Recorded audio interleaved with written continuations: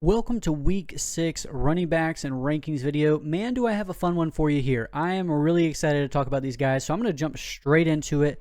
Starting off with S tier, these are all guys you're already starting, so I don't really need to mention that to you. A tier, in 10 and 12 team leagues, I would say all of these guys need to be started, but as a reminder, the red ring around the players does mean that they have a bottom 6 matchup or a bad matchup, and the green around a player means that they have a top 6 or an easy matchup. Doesn't mean you don't start James Conner, but you just temper your expectations. Going into B tier, I have Breece Hall versus Denver in London. Funny enough, I think Garrett Wilson, his teammate, started off my B tier as well in my wide receiver and rankings video. So if you haven't already, go over there and check that out after this and let me know in the comments below. But Breece Hall should be pretty good against the Broncos. He looked awesome last week, having a lot of chunk plays, ended with 8 yards per carry, but that was Dallas. Broncos aren't as easy, but not necessarily as tough either. He's getting a ton of the passing work too, so that should keep his floor pretty high. He wasn't on many waiver wires, but where you could get him, you certainly snatched him up. Ja'Cory Cross-Key Merritt, Bill, if you will. Coming off his breakout game, I have a lot of confidence in Bill versus the Bears, who are 4th worst against running backs. And it's not just this week. He has cake matchups for the next month and a half. So if there was a time to buy in, it's right now. And then another waiver wire wonder, I'm sure he got picked up in majority of leagues. He was available in about half of them. Rico Dowdle versus the Dallas Cowboys. Now this is a revenge game for Rico Dowdle. Should be a pretty fun one. As of Wednesday, we do not have Chuba Hubbard practicing. I don't really care about Wednesday practices, just full transparency. Rico is an absolute smash play if there is no Hubbard. And if Hubbard becomes limited or even a full participant and it looks like he's going to play, he'll move from my running back 15 to probably about running back 21. Still a running back 2, but his ceiling would certainly be capped with the obvious starter coming back. People have asked me many times in my live, what do I think about Rico Dowdle? What do I think about Chuba? Chuba is the guy they just paid millions and millions of dollars to. So you do have to remember that he didn't lose the job. He was injured. He's going to take some more carries, but for how long and how much? Next up, I got a guy coming off a bad week, but pretty good on the season. Travis Etienne versus the Seattle Seahawks.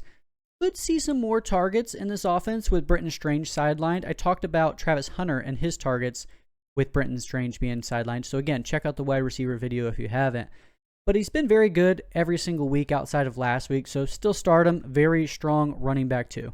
And then talking about strong running back 2s, you have to talk about J.K. Dobbins versus the Jets. Again, this is the London game.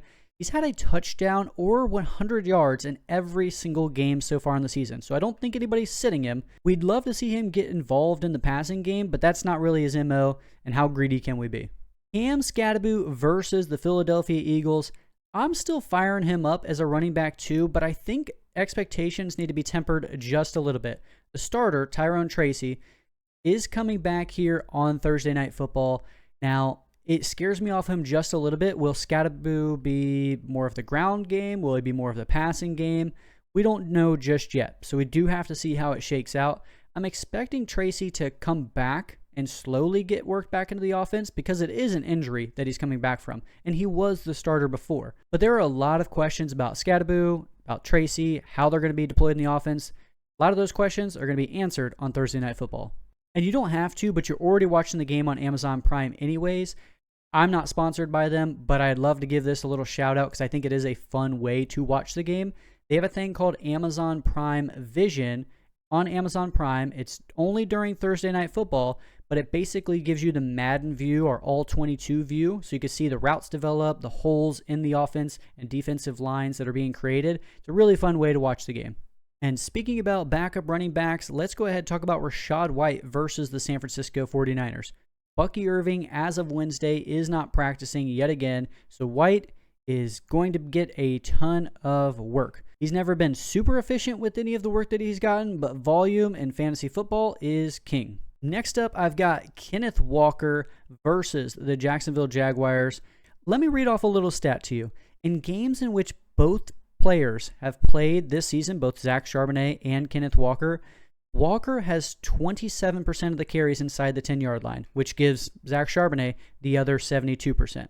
It gets even worse whenever they get inside the 5-yard line. Those very, very valuable touches. Because remember, one touchdown is equivalent to 60 yards. So it doesn't really matter what you do on the ground if you're falling into the end zone. Inside the 5-yard line, Zach Charbonnet is 83% of the carries. So if you have Walker and you're starting him, you have to hope that he breaks a touchdown run inside the 20s. And you might have thought this guy was on bye just these last few weeks. Derrick Henry versus the Rams. Now, let me start it off with the Rams are third best against running backs, and Henry is coming off a game without Lamar Jackson where he just rushed the ball 15 times for 33 yards. He got saved because he found the end zone. A lot of players were drafted behind Derrick Henry in fantasy drafts like Rico, JCM, Rashad White. All of those guys I would be starting over Derrick Henry this week. Henry is not a must start. Derrick Henry is much, much better in games that they are winning. And right now, they're losing, and they're losing a lot. Remember the Texans that just blew them up for 40-plus points last week? They were averaging 16 points per game. What do you think the Rams are going to do with Matthew Stafford, Puka Nacua, Devontae Adams, Kyron Williams? List goes on. This is not a good matchup for Derrick Henry. And then going over to David Montgomery versus Kansas City, 50.5 point over-under, so I really love this game.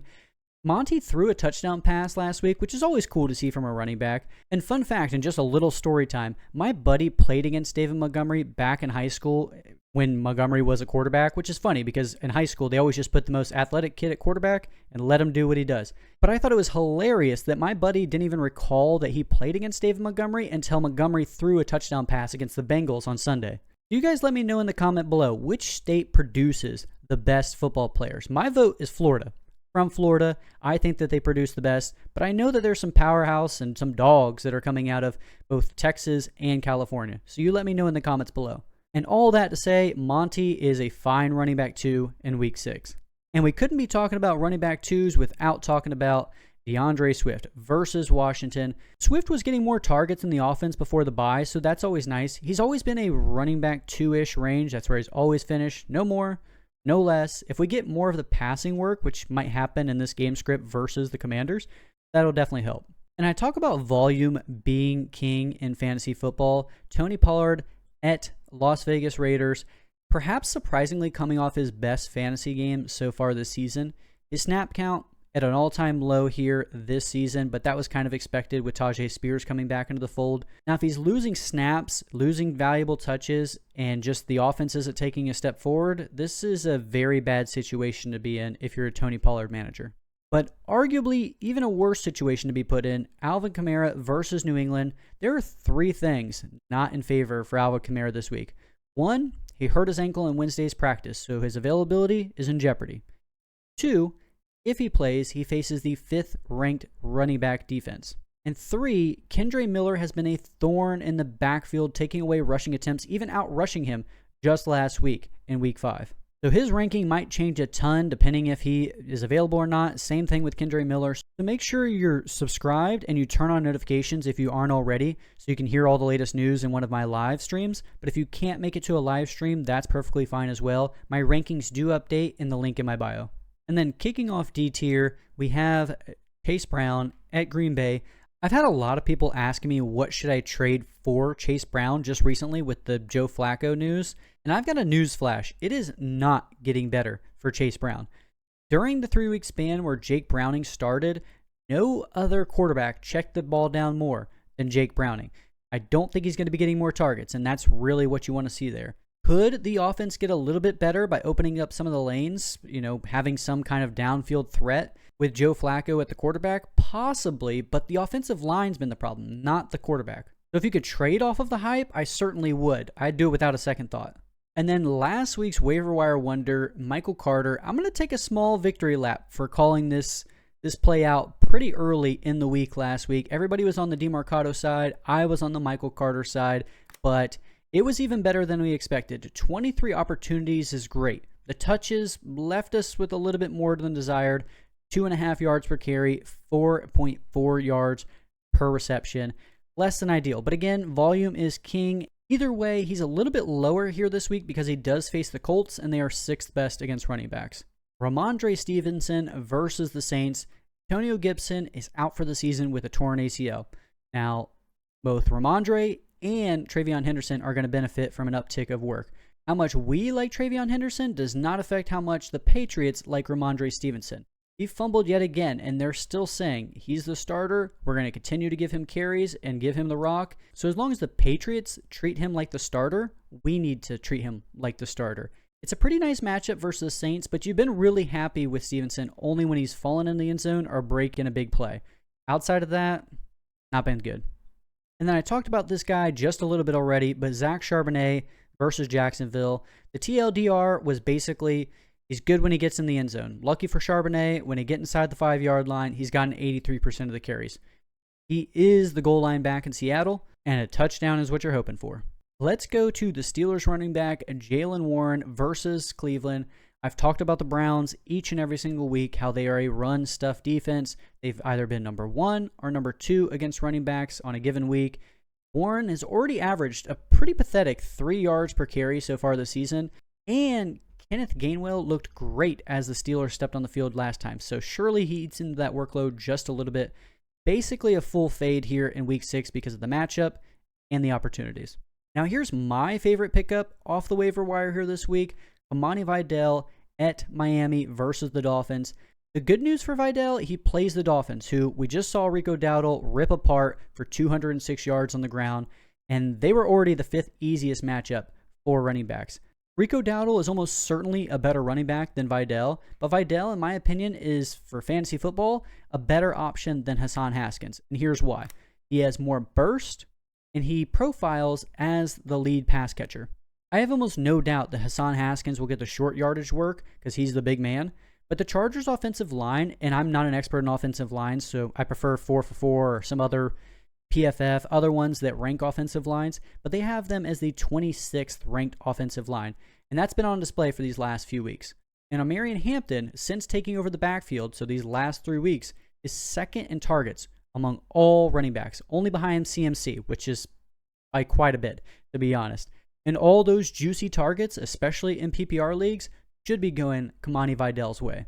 And so for those reasons, that's why I'm out on Hassan Haskins and in on Kamani Vidal, especially in PPR leagues. And then I talked about him already just a little bit. Travion Henderson. You really shouldn't be starting Travion Henderson at this point. There's a little bit of light at the end of the tunnel with Stevenson's fumbling issues and unfortunately Antonio Gibson going out for the season to a torn ACL. You could stash him, but I'm certainly not starting him. And we've talked about a lot of guys who are touchdown or bust, no other than Kareem Hunt versus Detroit. Lions are 7th best against running backs, and you need a touchdown from him, or he's a bust. And then I have E and F tier here.